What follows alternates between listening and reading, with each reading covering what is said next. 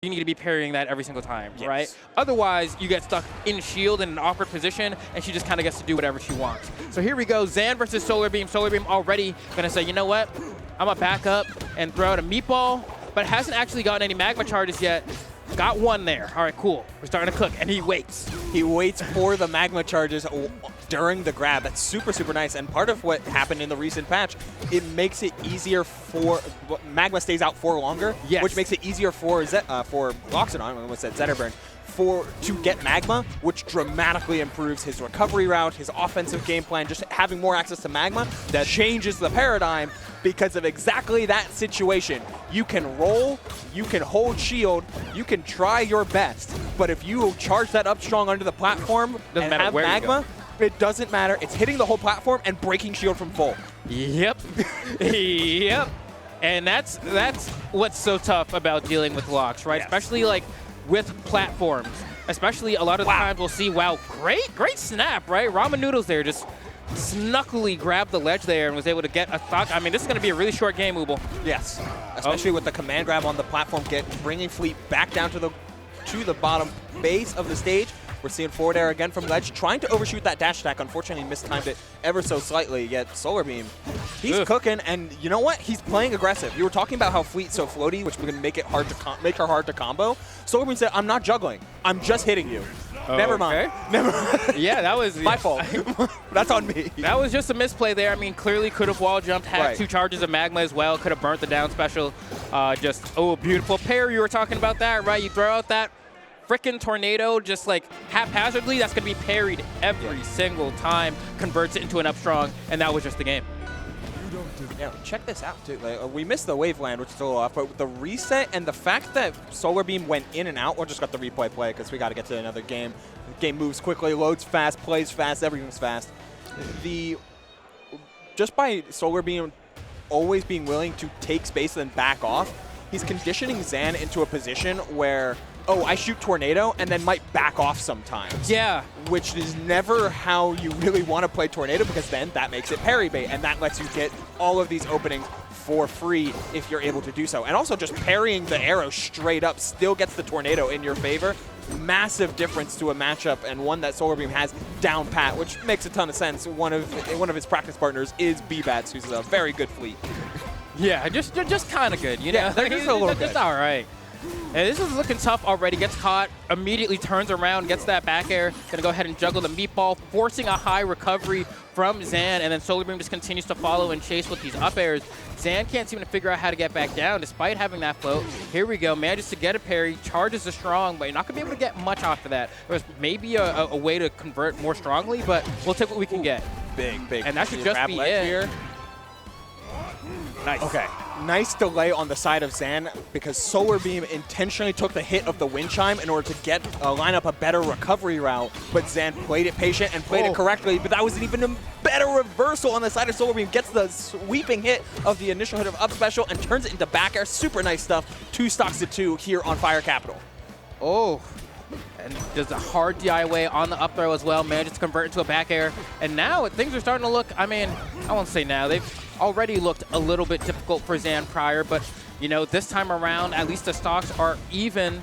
And we can see Solarbeam with the nair here, always a little bit of an awkward one, but you can DI that first hit of nair to go real far away, make that second one a little bit, or a lot of it. Man, that's a checkmate scenario though. Like, you're lucky you do.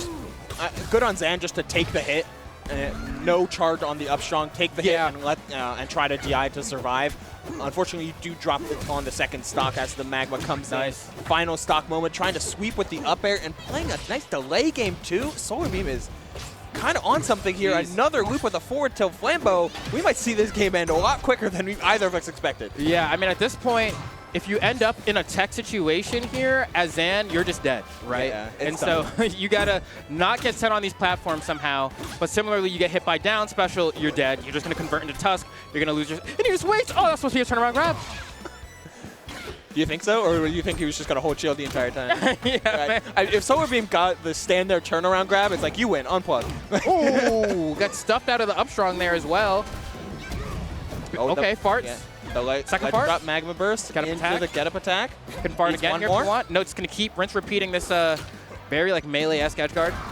And there was the fart, but didn't time it right. Just trying to style at this point, right? He could have won the match a while ago. Yeah, probably could have found like a Magma Burst down air, but at 153, it's a little tough. At this point, we're just looking for straight hits, and at with 2 stocks left, you do have an opportunity to throw out a ton of them. Okay. Back air, too big of a stage is Fire Capital. You're not going to get any sort of all across the stage type of stocks taken. Take the back throw. Only has 1 arrow charge left. Nice Wow. delay. Oh, okay. Yeah. The stall with the turnaround stall as well. You get your trunk out of the way. You pull everything out of the way. Say, whoa, watch out. Whoa, it's like, oh my god. No, that was extremely well played from Solarbeam. Yeah, Solarbeam, I mean, Woo. yeah, just perfect. Look at how close was this? Hold on. Let's get to the. Okay, reset the video. Come on, get it. Get in there. It's back. Okay, here we'll Frame advance. Zoom in. Go. Ooh. Dude. Okay, it was a little high to begin with, but even still, like that area, this area right here, is typically where you see the Loxodont's face, his trunk, his tusks, and he just pulls it out of the way, and you get a near miss. Tough, right? It's tough. It's just tough. It's tough. It's tough, especially this Lox, right? Like, that's a big dude. Yeah. You know, so like being evasive is that big? You're an elephant, mammoth, something like that. Something. Depending on the skin, right? Yeah, I guess, right? Yeah. Depending on the pelt you're wearing, it changes.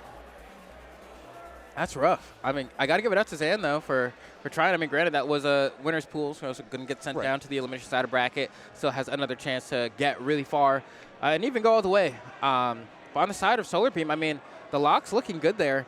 I did love that one edge guard we saw from Zan and the patience as well to go ahead and roll at the right timing.